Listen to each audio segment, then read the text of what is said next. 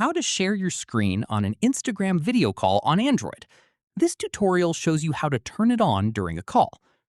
First, open the Instagram app on your Android device. From there, start a video call by opening a direct message with the person you want to call and tapping the video camera icon at the top right of the chat. After that, once the video call is connected and both of you are on the call, look at the icons on the screen. First, tap the media icon among the buttons below.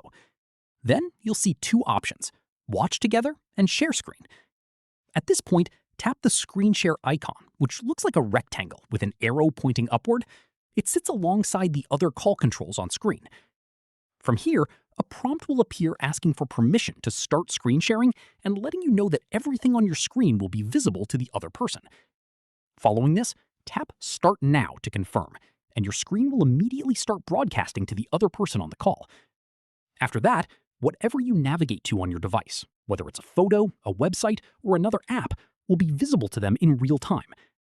From here, to stop sharing your screen, come back to the Instagram call and tap the screen share icon again to end the broadcast while staying on the call. Finally, keep in mind that screen sharing on Instagram calls works both ways.